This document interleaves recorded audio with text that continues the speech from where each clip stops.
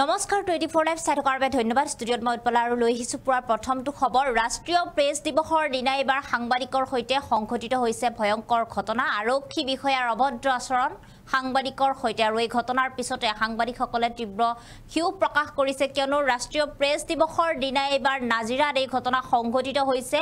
ONGCত কৰ্মৰত আৰক্ষী বিষয়াই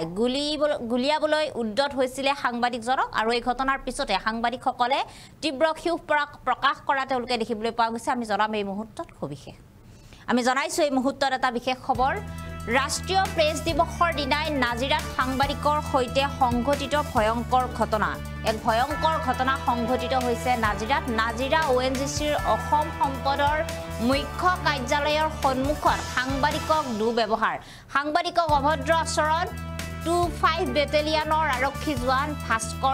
ভাস্কৰ গগৈ নামৰ আৰক্ষী বিষয়াজনে এই ঘটনা সংঘটিত কৰিছে CIS 25 বেটেলিয়নৰ আৰক্ষী জোৱানজনে সাংবাদিকক গুলিয়াবলৈ উদ্যত হৈছে ৰাষ্ট্ৰীয় প্ৰেছ দিৱসৰ দিনা এই ঘটনাটি সংঘটিত হৈছে আৰু এই ঘটনাৰ পিছতে সাংবাদিক আৰু আৰক্ষী বিষয়াসকলৰ মাজত তীব্ৰ প্ৰতিবাদ হোৱা দেখিবলৈ পোৱা গৈছে তেওঁলোকৰ মাজত বাদ বিবাদ হোৱা দেখিবলৈ পোৱা গৈছে আমি দেখুৱাইছো এই মুহূৰ্তত দৃশ্যাংশ ৰাষ্ট্ৰীয় প্ৰেছ দিৱসৰ দিনাখনে সাংবাদিকৰ সৈতে এনে দুৰ্ব্যৱহাৰ কৰাৰ ঘটনা সংঘটিত হৈছে ৰাষ্ট্ৰীয় প্ৰেছ দিৱসৰ দিনাই নাজিৰাত এগৰাকী আৰক্ষী বিষয়া ইতিমধ্যে এজন সাংবাদিকক গুলিয়াবলৈ উদ্যত হৈছে গুলিৰে আক্ৰমণ কৰিবলৈ খোজা ঘটনা সংঘটিত হৈছে ইতিমধ্যে নাজিৰা ONGC অসম সম্পদৰ মুখ্য কাৰ্যালয়ৰ সন্মুখত সাংবাদিকক এনে দুৰ্ব্যৱহাৰ কৰা এনে অভদ্ৰ আচৰণ কৰাৰ ঘটনা সংঘটিত হৈছে সাংবাদিকজনক অভদ্ৰ আচৰণ কৰিছে এগৰাকী আৰক্ষী বেটেলিয়ন ভাস্কৰ গগৈ নামৰ এজন ব্যক্তিয়ে ভাস্কৰ গগৈ নামৰ আৰক্ষী জোৱানজনে এনে ধৰণৰ ঘটনা সংঘটিত কৰিছে এজন সাংবাদিকৰ সৈতে আৰু এই ঘটনাৰ পিছতে এতিয়া সাংবাদিকসকল একলগ হোৱা দেখিবলৈ পোৱা গৈছে তেওঁলোকে সকলো সাংবাদিকক আহ্বান জনাইছে এই ঘটনাৰ বিৰুদ্ধে সকলো সৰব হৈ পৰিছে সাংবাদিকসকলক এনেধৰণৰ দুৰ্ব্যৱহাৰ প্ৰায়ে কৰি অহা দেখিবলৈ পোৱা যায় আৰু এনেধৰণৰ ঘটনাৰ বিৰুদ্ধে এতিয়া একলগ হৈ সকলোৱে প্ৰতিবাদ কৰিব লাগে বুলি সাংবাদিকসকলে ইতিমধ্যে তেওঁলোকে আহ্বান জনাইছে তেওঁলোকে প্ৰতিবাদ কৰিছে ক্ষোভ প্ৰকাশ কৰা দেখিবলৈ পাইছে কিদৰে এগৰাকী আৰক্ষী বিষয়াই এজন সাংবাদিকক এনেধৰণৰ দুৰ্ব্যৱহাৰ কৰাৰ ইমান দুখ সাহস পালে কেনেদৰে তেওঁলোকে এনেদৰে যি তেওঁক গুলিৰে আক্ৰমণ কৰিবলৈ খুজিছিলে বা গুলিৰে আক্ৰমণ কৰিবলৈ উদ্যত হৈছিলে এনেধৰণৰ সাহস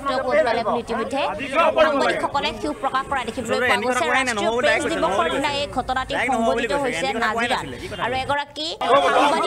সাংবাদিক বেটেলিয়নৰ আৰক্ষী জোৱান ভাস্কৰ গগৈ নামৰ আৰক্ষী বেটেলিয়নজনে গুলিৰে আক্ৰমণ কৰিবলৈ গুলিয়াবলৈ উদ্যত হৈছে আৰু এই ঘটনাৰ পিছতে তীব্ৰ গৰিহণা দিছে সচেতন মহলে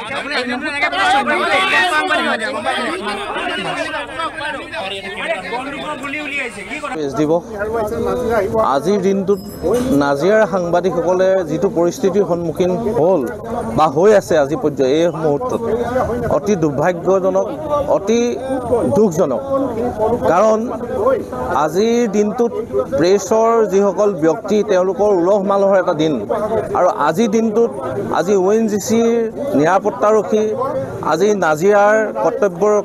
কৰ্তব্যৰত আৰক্ষীয়ে সাংবাদিকক যিটো দুৰ্ব্যৱহাৰ কৰিছে অতি দুৰ্ভাগ্যজনক আৰু গৰিহণাযোগ্য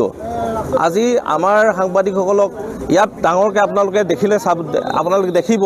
যে লেখা আছে please show' your pass oblique identity card আৰু যেতিয়া ইয়াত নিৰাপত্তাৰক্ষীয়ে যেতিয়া ৰখোৱা হৈছিলে সাংবাদিকক তেতিয়া তেওঁলোকে কাৰ্ড শ্ব' কৰা হৈছিল কাৰ্ড শ্ব' কৰাৰ পিছত তেওঁলোকক যাবলৈ দিয়া নহ'ল